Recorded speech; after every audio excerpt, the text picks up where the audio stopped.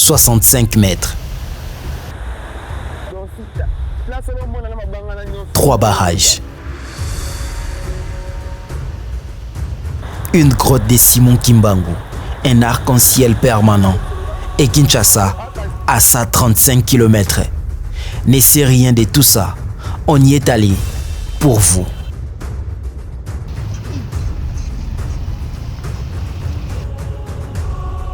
Il ne faut pas arriver là-bas. Tu risques de glisser. Essaie de suivre ma façon de marcher. N'aie pas peur. Toi, suis-moi simplement.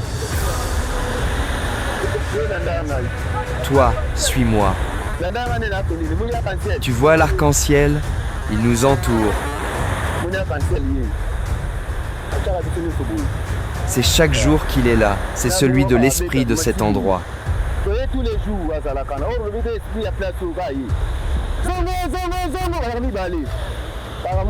Ils sont à deux. Il y a l'homme et la femme. L'un sort en haut et l'autre en bas.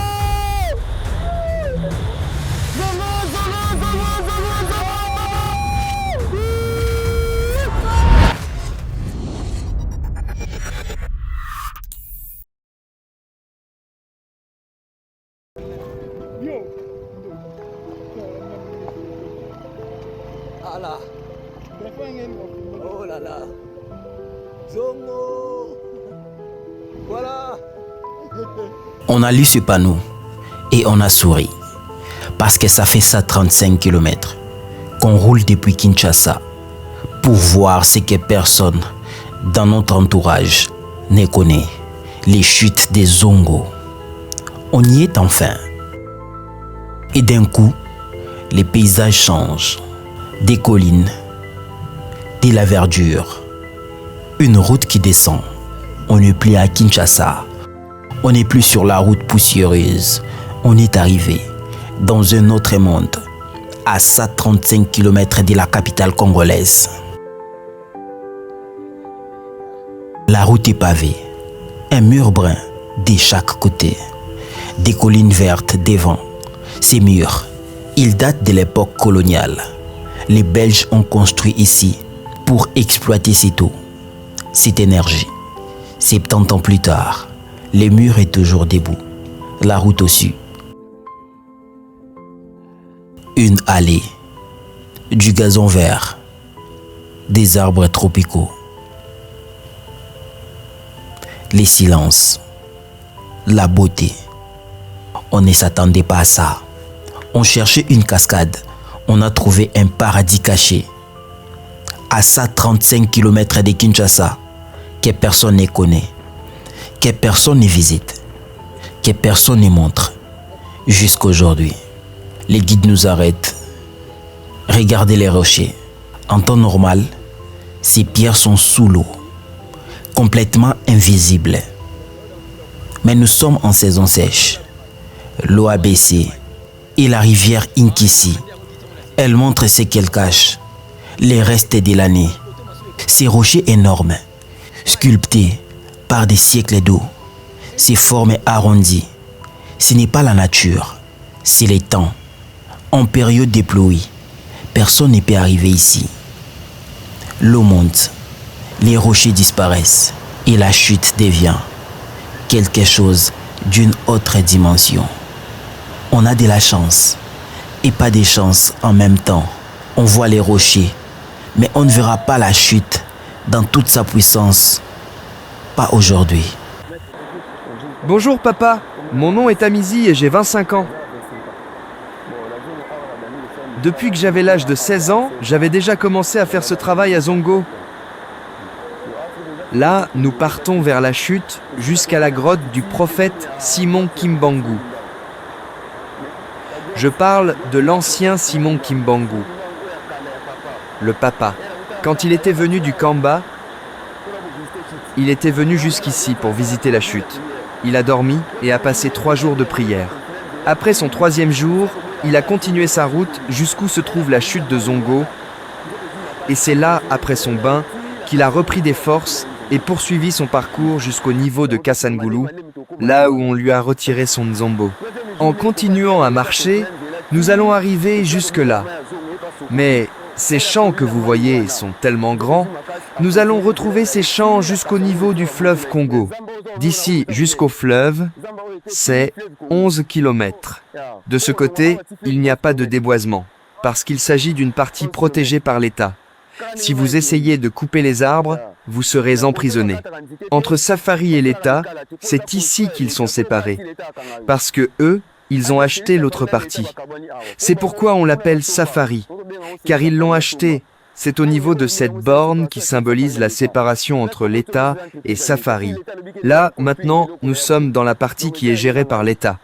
Si aujourd'hui l'État congolais décide de construire sur cet endroit, cela ne dépend que de lui. Je n'ai jamais rencontré une embuscade dans ce champ, mais il y a aussi des serpents qui existent ici. Et nous jetons sur terre les fruits qu'on appelle petit cola ngadiadia.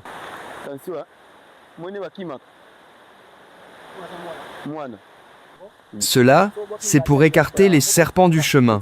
Mais à part cela, il n'y a pas d'autres embuscades, que ce soit de vol ni de kuluna, car nous sommes des enfants de Simon Kimbangu. Nous sommes au Congo central. Des enfants de Simon Kimbangu. Il est dit avec fierté, pas comme une religion, comme une identité, comme une protection. Et plus loin dans cette forêt, lorsque l'eau on va déborde, comprendre pourquoi. toutes ces pierres sont couvertes, mais comme sommes dans la saison sèche, il y a une grande réduction d'eau. C'est pourquoi nous pouvons voir les pierres. Mais dans la saison de pluie, on ne peut pas se poser ici, parce qu'il y a de l'eau qui remplit tout cet endroit. Normalement, les gens n'arrivent pas à se poser ici, parce qu'il y a beaucoup d'eau. C'est la même eau, la même rivière, mais deux visages complètement différents, selon la saison, selon les moments, selon ce que la nature décide. On avance, pierre par pierre, rocher par rocher. L'eau, à quelques centimètres de nos pieds. Les gouttes des vents, on les suit, sans hésiter. Parce que ce qu'on va vous montrer, vous ne l'avez jamais vu. Jamais. Pas à la télévision, pas sur Internet, pas dans les livres. C'est ici, à 135 km de Kinshasa, que la RDC cache l'un des plus grands secrets. Si nous étions dans la saison de pluie, c'est impossible d'arriver ici, car toutes ces pierres sont couvertes par l'eau. On avance encore. La gorge se resserre. Les rochers de chaque côté. L'eau qui accélère. La forêt qui nous entoure. Et les bruits. Il grandit. À chaque pas, quelque chose gronde devant nous. Quelque chose d'immense. Quelque chose qu'on ne voit pas encore, mais qu'on sent déjà. C'est une chute de 65 mètres d'auteur. La vallée s'ouvre, immense, verte, infinie. Et en bas, de la brune, un nuage blanc qui monte, qui flotte, qui ne s'arrête jamais. Il y a un endroit pour voir là où l'eau est divisée en deux parties. C'est de l'autre côté, en bas des pierres.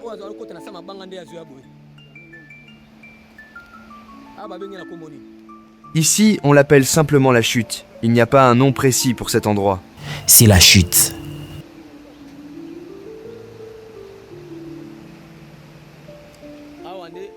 Nous sommes arrivés précisément à l'endroit où l'eau est divisée en deux. L'autre part vers la source et une partie de l'eau passe sous ces pierres et ça va vers un autre lieu.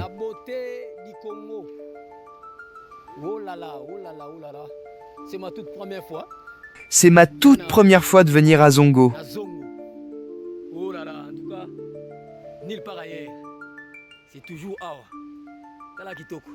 Nulle part ailleurs, c'est très joli. On ne la voit pas encore entièrement, mais elle est là. Elle souffle, comme une respiration permanente.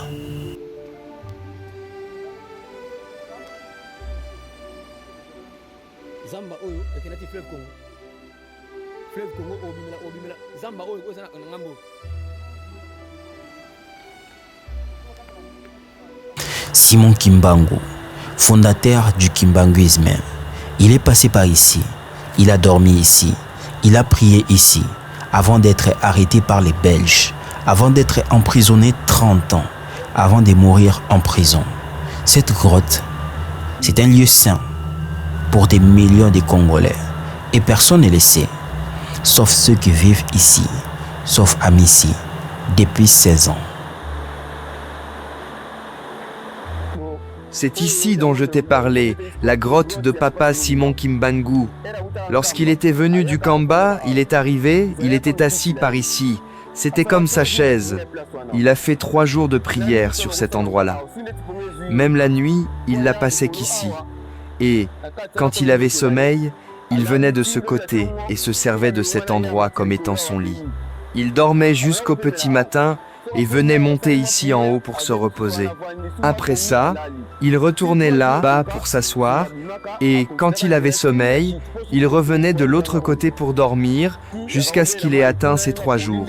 Il est sorti et a continué son parcours jusqu'au niveau de la source. Parce que pour aller à la source, on passera au-dessus de cette pierre. Comme je vous l'avais dit, il a pris son bain à la chute, il a repris de la force et a continué sa route jusqu'au niveau de Kasangulu. Ici, il y a des personnes qui viennent pour prier ou encore d'autres églises s'organisent pour venir faire leur cérémonie ici. Cette histoire, c'est depuis nos grands-parents, car ce sont nos grands-parents, ce sont ceux qui ont pu voir Simon Kimbangu ici. Oui, moi, je suis originaire de ce village Matanda. Je n'ai ni femme ni enfant.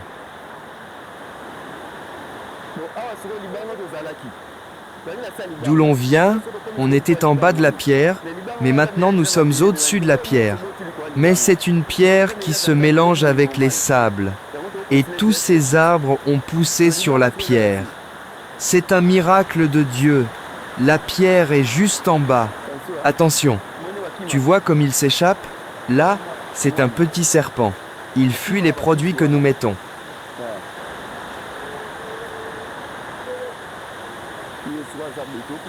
On va descendre maintenant jusqu'en bas. Nous allons descendre vraiment en bas, où se trouve la chute. C'est par là que nous faisons appel à l'eau.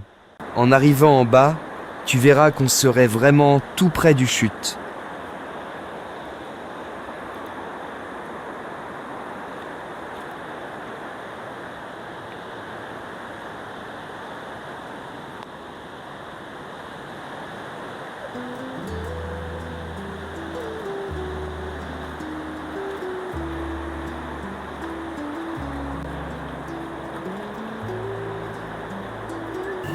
Depuis toujours.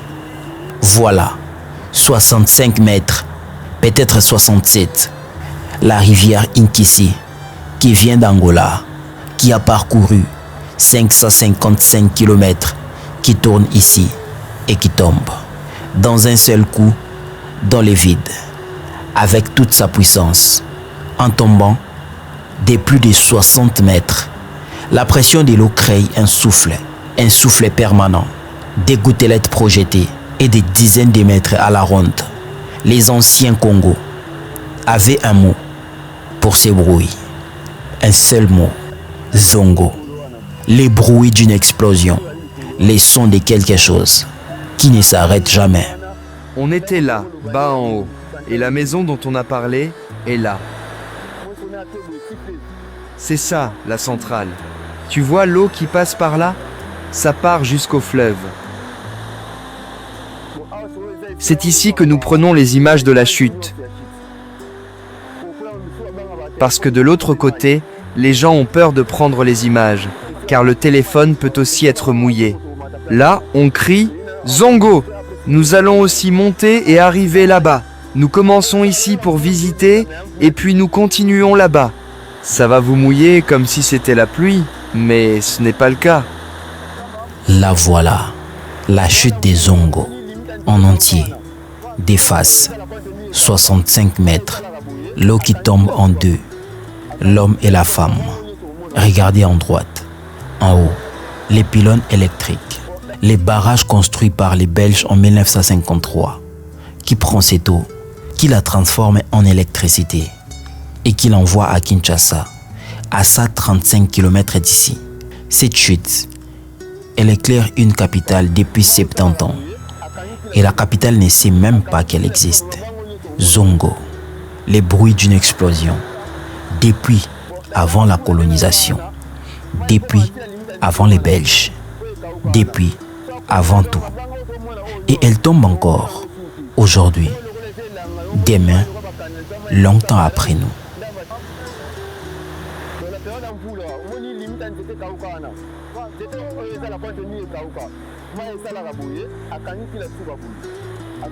Lorsque nous sommes dans une période de pluie, c'est la limite de cet arbre sec que l'eau monte et toutes ces pierres seront envahies par l'eau. C'est parce que nous sommes dans la saison sèche et parce qu'une partie de l'eau a été canalisée à partir de la chute vers le barrage des cabines d'électricité. Une partie de l'eau reste ici afin que la chute ne puisse pas sécher. Oui, nous ramassons aussi de gros poissons de 10, 15 ou 20 kilos. Ici aussi, il y a des poissons.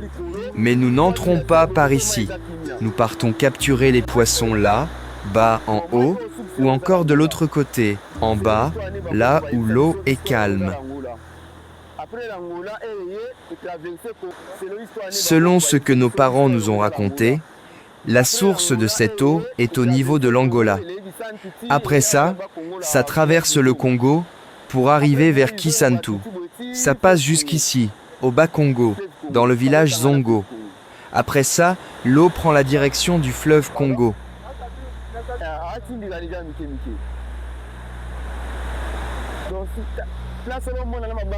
Toutes les pierres que tu vois là, bas, devant, lorsqu'il pleut, tu ne les verras plus. C'est vraiment mystique. C'est 65 mètres en hauteur.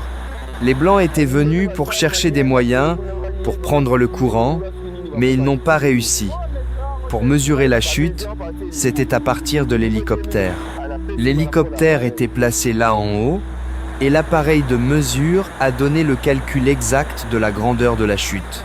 Cet endroit, nous l'appelons la douche naturelle. Depuis avant la colonisation, depuis avant les Belges, depuis avant tout. Allons-y. Cette eau tombe. Elle a toujours tombé. Et elle tombera encore. Il ne faut pas arriver là-bas. Tu risques de glisser. Essaie de suivre ma façon de marcher. N'aie pas peur. Toi, suis-moi simplement.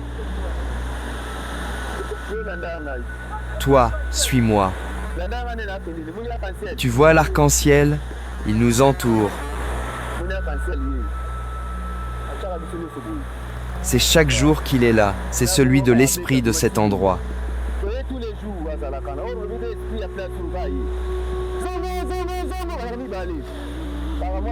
Ils sont à deux.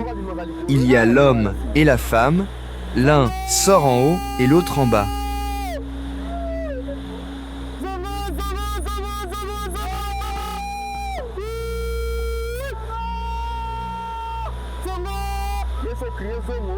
Lorsque tu cries Zongo, c'est là qu'elle viendra te mouiller. L'arc-en-ciel est le signe du pouvoir de cet endroit. C'est elle, la protection de Zongo. C'est pourquoi chaque jour elle est là. C'est pourquoi ça ne disparaît pas. Et quand tu cries Zongo, elle envoie l'eau vers toi. Ils sont à deux, 24 heures sur 24. Il y a l'homme et la femme. L'autre sort en bas et l'autre en haut. Je connais tout ceci parce que c'est notre histoire depuis nos grands-parents.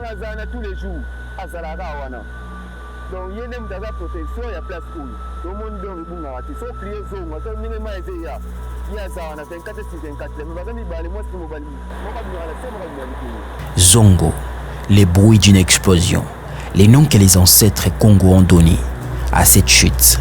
Pas un nom géographique, pas un nom colonial, un son.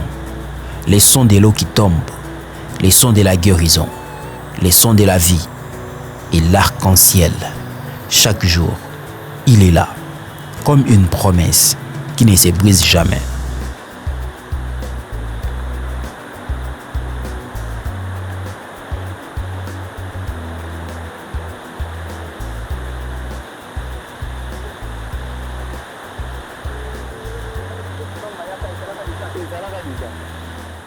Lorsque Simon Kimbangu était venu, l'arc-en-ciel était déjà là.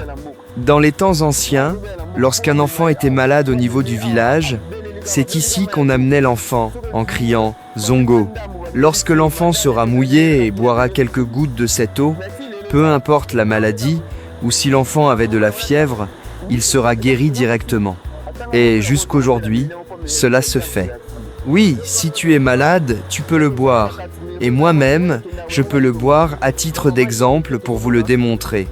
Nous allons prendre l'eau là-bas à l'intérieur parce que ça fait des allers-retours. Oh là là, quelle merveille.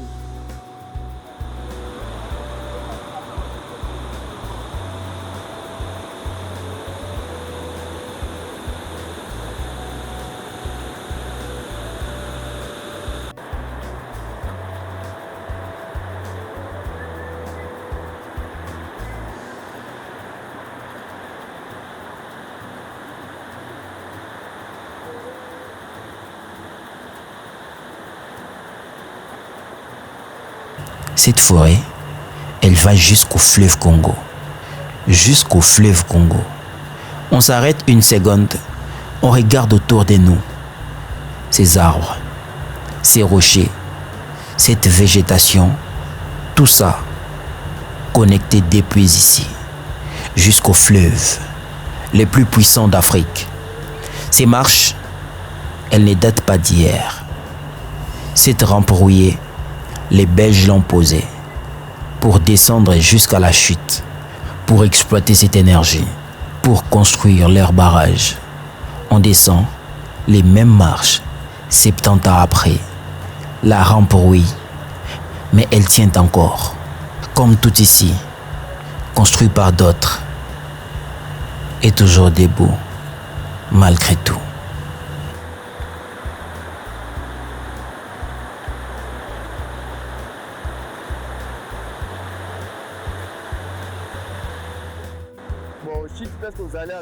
Là, nous sommes dans le territoire de Kassangoulou, parce que c'est la rivière Nkissi qui nous sépare.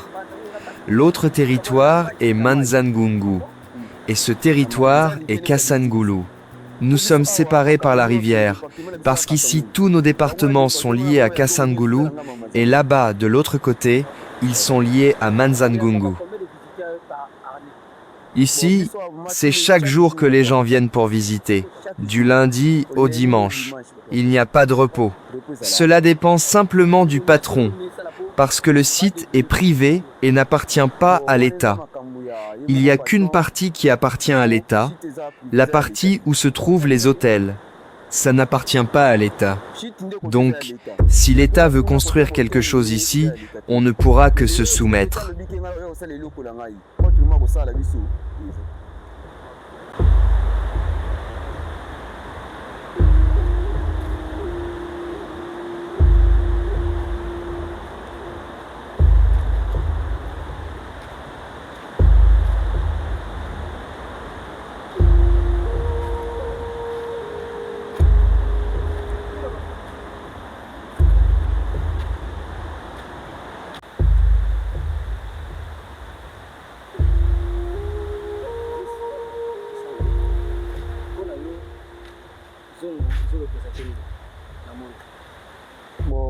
Pour moi, Zongo représente la deuxième chute d'Afrique.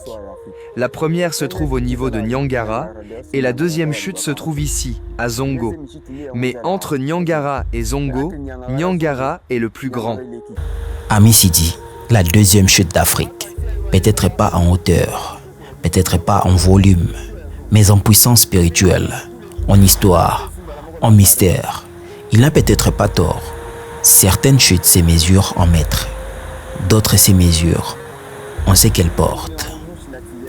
65 mètres de hauteur, l'une des plus grandes chutes du Congo central et l'une des plus méconnues de toute la RDC. Oui, je suis fier de mon pays, parce que je suis congolais. Nous, dans ce village, nous parlons Kingongo.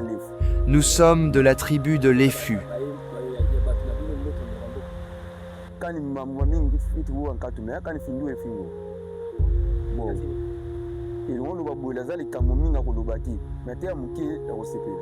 À part cette chute que nous venons de voir, il y en a encore une. Son nom est le site de massage. na vai te source eza te ezobima na se ya mabanga kuna likolo. Alors bato mingi siko batunaka tena pourquoi chute de massage. Or chute de massage tosirnomango mpona nini parce que na temps ya kala. C'est au niveau du fleuve Congo. D'ici jusque-là, bas, c'est 11 km. Nous l'appelons chute massage parce que partout où tu as des douleurs dans ton corps, lorsque tu arrives par là, tu t'allonges. Lorsque l'eau de la chute te touche, l'eau fait des massages à ton corps directement. Oui, je suis déjà allé là-bas. Oui, j'avais des douleurs et j'ai été traité. Et des fois, je pars là-bas pour faire la pêche. Parce que moi, je suis pêcheur. Oui, je connais aussi nager. Même sur la chute, nous nageons, mais dans des endroits qui sont un peu calmes. Une chute qui guérit, une chute qui masse, une chute où on pêche des poissons de 20 kilos et une chute où on nage. Amissi connaît tout ça depuis ses 16 ans, depuis 9 ans. Il marche ses chemins, il connaît ses rochers, il connaît ses esprits. Pour lui, Zongo n'est pas un site touristique. C'est sa maison, c'est son histoire, c'est sa vie.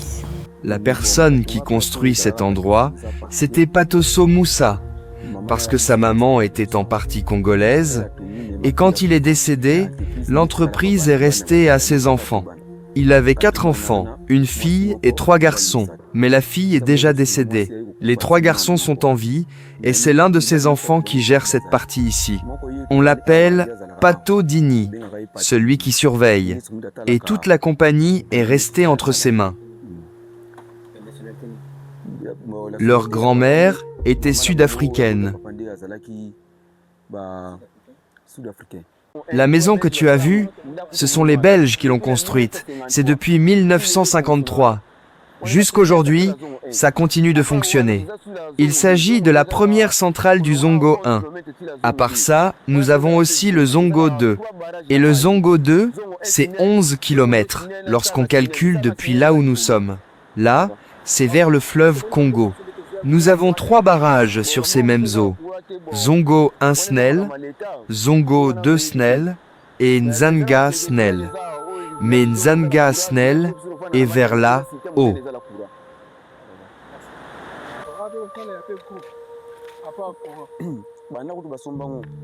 Depuis que le groupe électrogène a été acheté, ça n'a jamais été utilisé parce qu'il n'y a pas de coupure d'électricité. Là, nous sommes en train de monter vers la piscine, mais tout ce que tu vois là, ce sont des chambres à louer. On les appelle résidences pour les clients. Les portes sont devant. Si vous voulez louer une chambre ici, ça coûte $180 par nuit.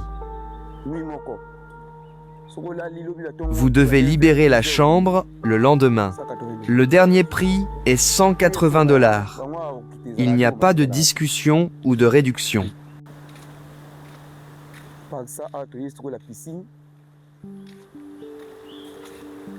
Là, nous sommes arrivés vers la piscine. La piscine est de 1,50 m et de l'autre côté,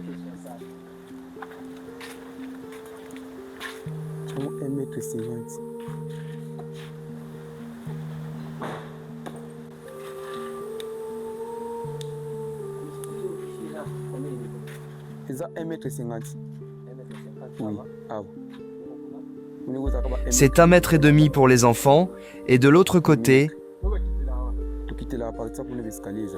demi-mètre. Il y a possibilité de descendre de l'autre côté, il y a des escaliers. On revient au ressort, Seli Safari, des bungalows en bois, du gazon taillé, des fleurs tropicales, une allée de pierres, la forêt derrière, $180 la nuit. Amissi nous l'a dit, sans réduction, sans discussion. À 135 km de Kinshasa, il existe un ressort comme ça, construit par Patoso Moussa, dont la mère était en partie congolaise, géré aujourd'hui par son fils, Pato Dini. Des clients viennent ici, du lundi au dimanche, sans repos, chaque jour. Et pourtant, la plupart des Quinois ne savent pas que cet endroit existe. Un ressort de cette qualité, à côté d'une chute de 65 km, d'une grotte de Simon Kimbangu, d'un arc-en-ciel permanent et des 3 barrages qui éclairent Kinshasa. Tout ça à 135 km. Tout ça inconnu. Tout ça RDC.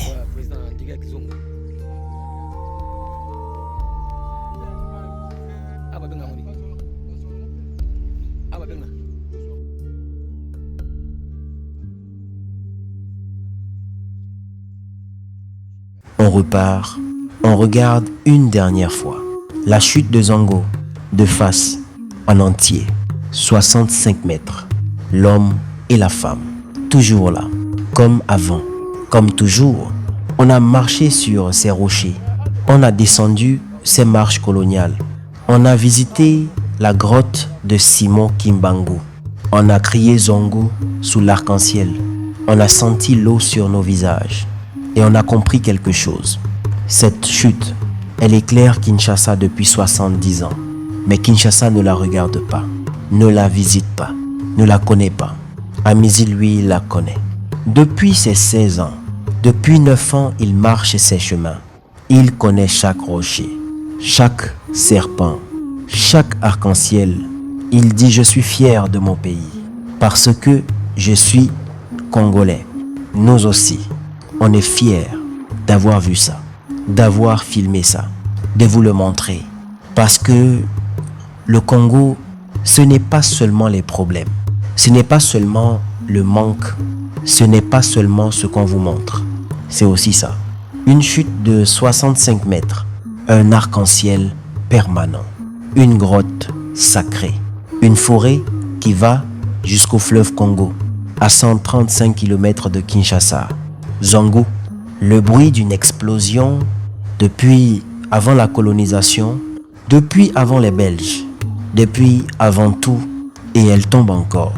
Aujourd'hui, demain, longtemps après nous,